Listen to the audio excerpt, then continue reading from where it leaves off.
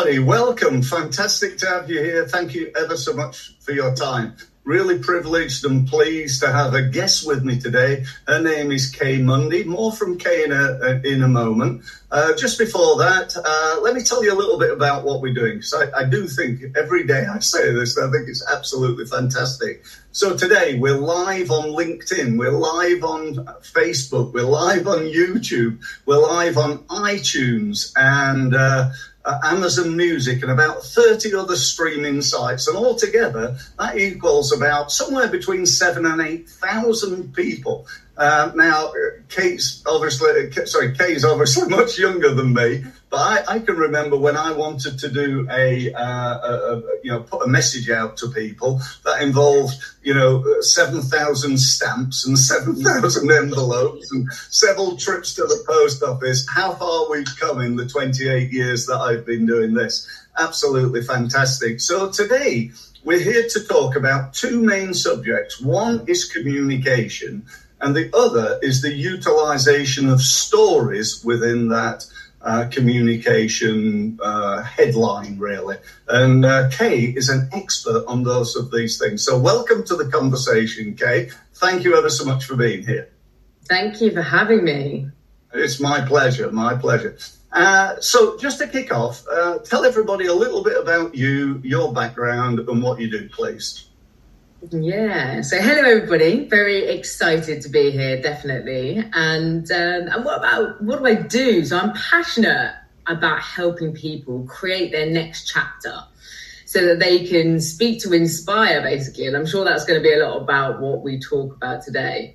And why that's important. Why is it important to have a good story? In fact, I'm going to ask you first, actually, before I delve into more about me. Is it good to have a good story or to be a good speaker? Tell me, which one's more important, do you think? Oh, that's a really good question. I mean, both are really, really important. If you've got a good story, but you're not very good at putting it over, there's issues there. Or the other way around, if you're really good at talking, but you talk a load of rubbish. But I think, probably the most underrated thing, in my opinion, is stories. When I spend a lot of my time listening to and learning from the world's leading sales and marketing experts, business growth experts, and they're all talking about stories and how important they are. And often they teach by telling stories about what they've done and what's happened and so on and so forth. So, yeah, it's a difficult question, but both are incredibly important. You are right, though, see. It's both, right? It is both. You do need both. And, however, I have heard really good stories being told badly. Definitely. Yes. Yeah, without doubt. Predominantly, I think probably some of the worst stories that I hear people tell are, funnily enough, about themselves. Yeah. And ultimately, we are experts in us, right? There's nobody better to tell our own stories than ourselves. So it's ironic, really. But that's really where I play into. We do look at all of the things that are needed in order to deliver an effective message. And ultimately, communication is where it lies, because apart from holding a gun to someone's head, which is a pretty good way to make somebody do something, communication is the second best. Yeah, after that, it really is the best way to influence. And this is something that I really relate to, because did you know 75% of our population struggle with what they call glossophobia, which is actually speech anxiety. And that could be like a little bit of shyness to this crippling fear of speaking. Well, I get this all the time with business owners, trying to get them to do a video for their homepage. It's like, extracting teeth sometimes. They hate, oh, no, I don't want to be on a video. Oh, no, I hate it. I hate listening to myself, and then you got the other side of it where they record it 48 times because it's not quite perfect. You get people who are, just never happy and sort of suffer with, perfection syndrome or whatever you call it. I'm not quite sure, but you do get that. Yeah. And is most of my clients who come to me are afraid of speaking. That's what they come. I've got a fear of speaking. And actually, when you dig beneath that layers and the surface, you find out it's not the fear of speaking. It is the fear of judgment from others. Yes. It's the fear of like, what if I say something wrong, or what if I look silly, or what if people don't like me? That is the biggest fear. Yes. Yeah, absolutely. And it's something that I can totally resonate with. So as I said, I'm a coach at the moment who works one-on-one with clients, and also by running workshops one-to-many. Okay. And I help both people and brands tell their stories. And I also do this for Google as well. So I work with our creative works team, and that is basically helping big brands like Nike and Samsung and all of these big boys with their storytelling, and how do you do that more effectively on our YouTube platform. And I think this is all a little bit ironic, really. I need to let you in on my story. So why I am here and delivering this, and I've got to where I am now today, is because, funnily enough, communication skills were my weakest skill. Wow. And I would say that it was speaking was my number one fear. I definitely relate to that 75%. So I was this, like, imagine, like, small, very shy, very timid, introverted extrovert is what I'd say. Dyslexic child. Wow. Born into a slightly dysfunctional, shall we say, broken family. We can probably relate to some degree, all of us there. But communication was not our forte in our family. So I think I really struggled with communicating growing up. It really hindered me and my abilities to build relationships and friendships. And then when I got into the working world, I had these great ideas. Like I really wanted, when you're in a meeting, and you want to put up your hand. Yeah. You're like, oh, should I? I don't. I'd say something silly or ask a stupid question. Yeah. And then there's that other person that puts up their hand and they go, oh, that's a really great idea. And it was exactly what you were going to say. I would have that all the time. I was going into meeting rooms where I had to prove myself, especially, I have to say, because of the way that I look, female, blonde, etc. I was going into boardrooms of middle-aged men running banking firms who took one look at me and were like, and judged you whatever. So I realized that this is something I have to nail. If I want to be successful in my own career, if I want to help others, if I want to, I've got these great ideas, but there's no good in my head. If I cannot communicate them effectively, then do they even exist at all?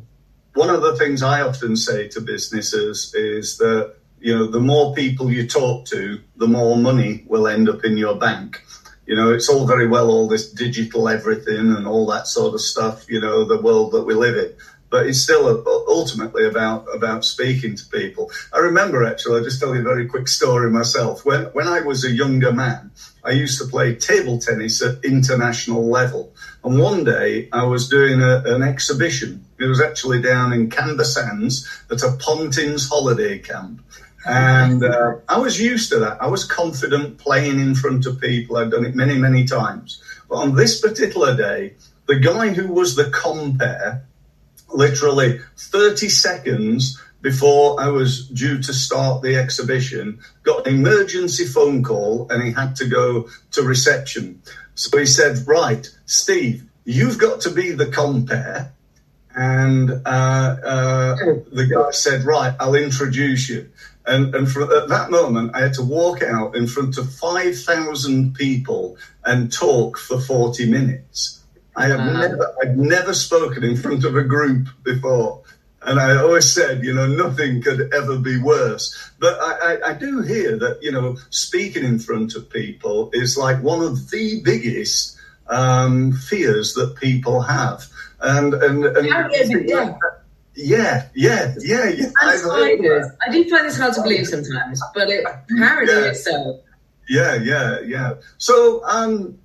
So you can relate, though. Was that a scary experience for you, having to do that? I was literally wobbling. I felt as though I did okay, but, I had no script. I just had to talk. And I definitely think what you did there. You didn't really have a choice, did you? But you got thrown in the deep end. But a part of that is what I coach is this first step. It's radical ownership. Yeah. We need to start to really understand like what is preventing us from achieving our goals. And for me in that moment, and not in that moment, but I recognized looking back all these times that I hadn't been successful, the common denominator was not communicating effectively. Yes. And it is a common case for many. So when we start to realize that actually it's communication, the thing that's standing in our way, then we have to take that first action. And probably for you, like that first time was scary, definitely. But after that, nothing could be worse than that. So everything else, I love it. I love getting out there and speaking in front of people and so on. And but you're right, a lot of people don't. And so to overcome that, if you were, I don't know whether you got 3 tips or 5 tips or whatever, but what are the things that people can do to be a better speaker?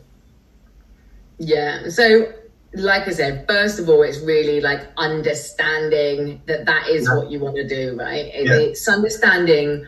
I think if you make something more compelling within yourself, then you're more likely to do it. So the very first step in all of the coaching and everything I do is objective setting. Like, what is it that you want to achieve? And like, there's many different forms of speaking as well, right? There's like speaking like we're doing now. There's speaking on a stage. Not everybody wants to speak on a stage, but there might be speaking just up in a meeting room. So what does that success look like for you, number one?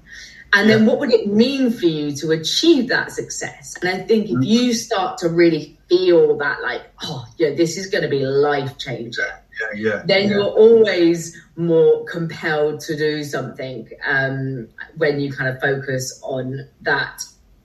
And then in terms of speaking in general, it's also like understanding your downfalls, I guess, as a speaker as well. So or understanding who you are as a speaker. So there are 3 decision makers in our body.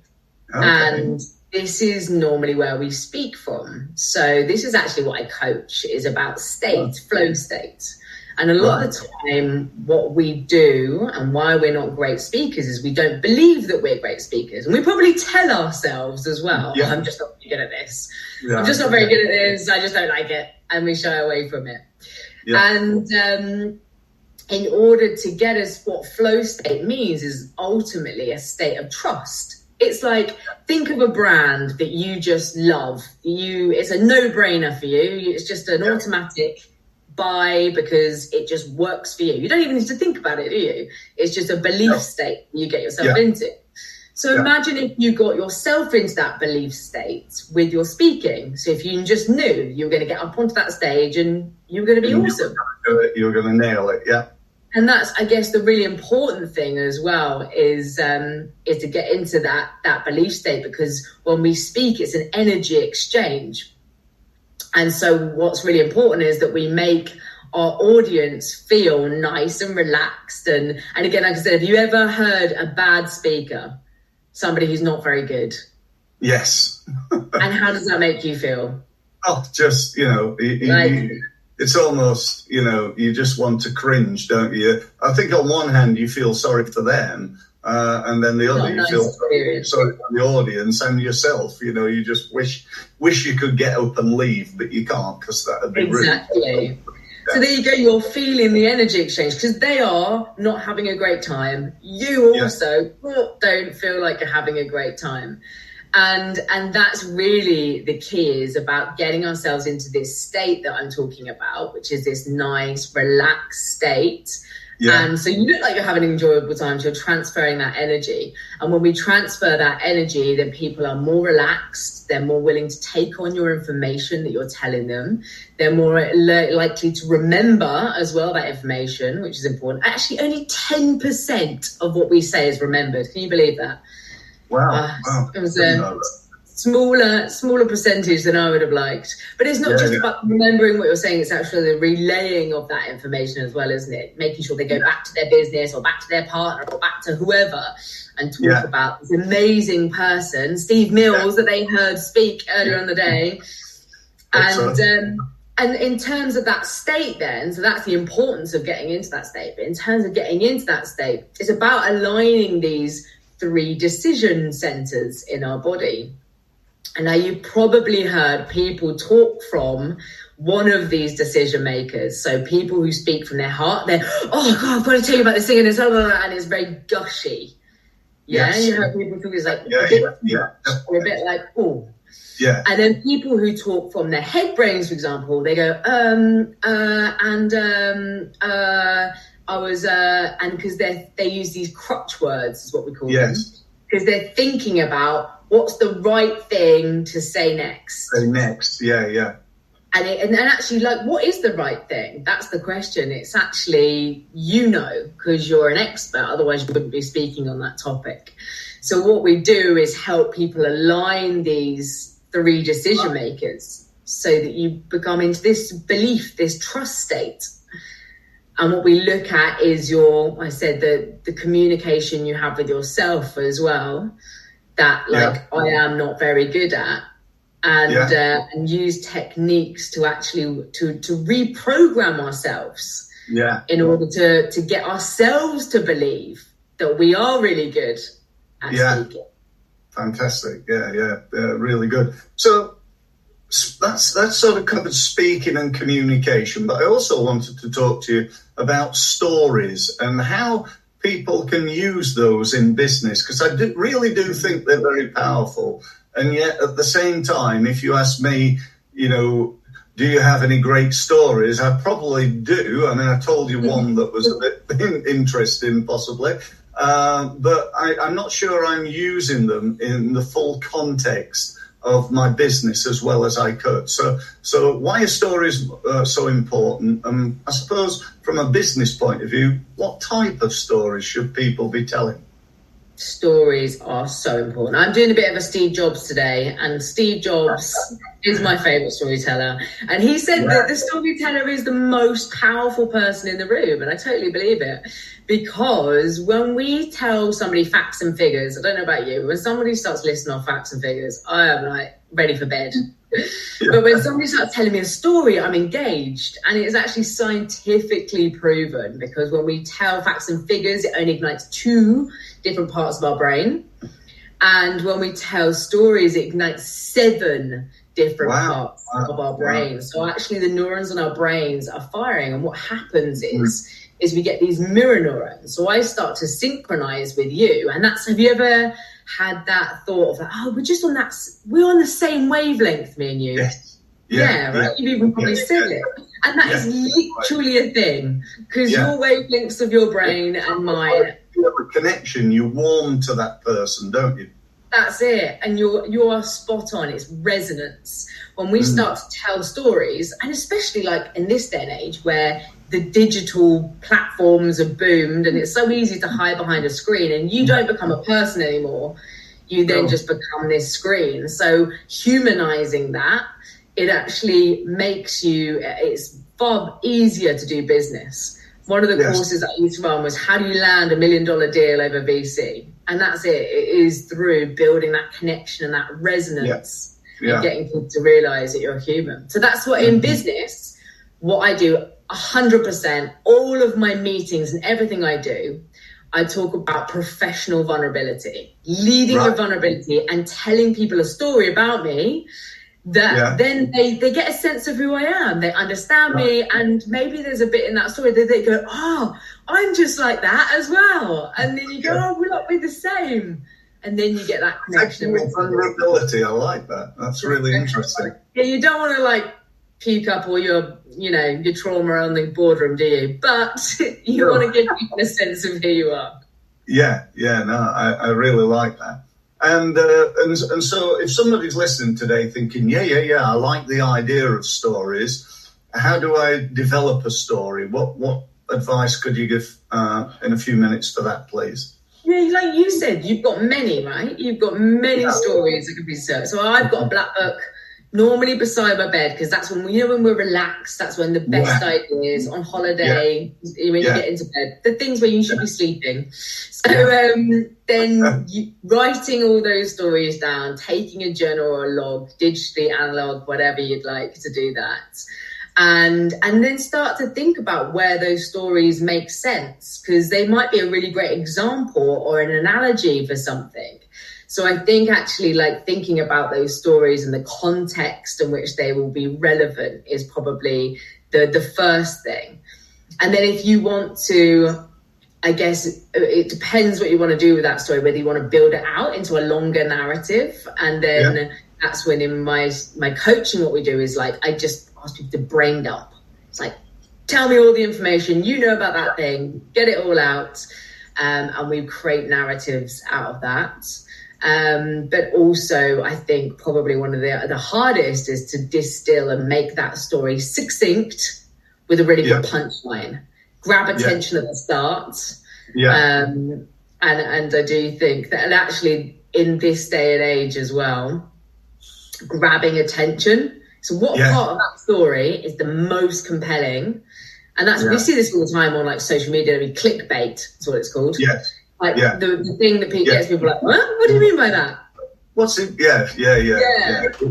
It's very, very powerful. And, again, from a marketing perspective, I'm always talking to people about the headlines that they use, whether it's on a web page, a blog, a video or whatever. And obviously a story as well is really important. And I see, on websites where people have a headline which is basically on top of the story called something like Our Services, which is the story of the business, really, I suppose. And they can't think of anything more interesting than Our Services. I'm sure there's to make it a little bit more interesting than just saying that. Even like how we help you might be better than Our Services or what we do or about us, because you're so right in what you're saying. It's everything, isn't it? Nobody's interested in me or you or and particularly when they don't know us. Obviously, when they do, they're fascinated. But I think it's just on the written word, it's so important to try and grab that attention, because there's so many people trying to get that attention these days, And we have to put our audience at the core of that. So actually, what the hook, right? So like, what's in it for you, the audience? Ultimately, like me being a coach, the reason why I'm coaching is because I've got loads of great skills and knowledge and learnings from successes and a lot of failures as well. That's the thing that people want to know. It's like, how do I not fail? How do I not do the silly things that you've done? Or how do I learn from the successes that you've also had? Yeah, absolutely. So we've sadly come to the end of our time together. It's absolutely flown, and I really do appreciate your time for being here. Just before we finish, if somebody wants to find out more about you and how you can help them or their business, what do they need to do? 100%. Thank you, firstly, as well. And it has flown. And if you want to find out more, definitely follow me, is what I'd say. So if you're on Instagram, it's I am K Munday, or Facebook as well, or LinkedIn. Get a feel for what I'm like. I think that's a first really important thing. Like I said, connection and that energy is really important. And if you want to go and find out a bit more about what I do, you can go to kmunday.com, as you can see on the screen, and you'll have a look there that I run workshops, one-to-one coaching, and I also run these kind of inspirational masterclasses as well. And you can give me an email and get in touch. Right, fantastic. Thank you ever so much once again. Thank you, everybody, for being here. I hope you've enjoyed it. I'm sure you have. As I said, it seemed to go so quickly. I'm sure we could, maybe do this again at some point and really have a deep dive into a specific part of this, whether it's building stories or communicating your story or something like that. But For now, thank you ever so much, Kate. Really appreciate your time. Thank you, everybody, for being here. I do this every day, Monday to Friday, 12:30. If you want to come along to any of the sessions, please feel free to do so. And if I can help you, obviously go to my website, which is steve-mills.com. Thanks very much for listening, and speak to you next time.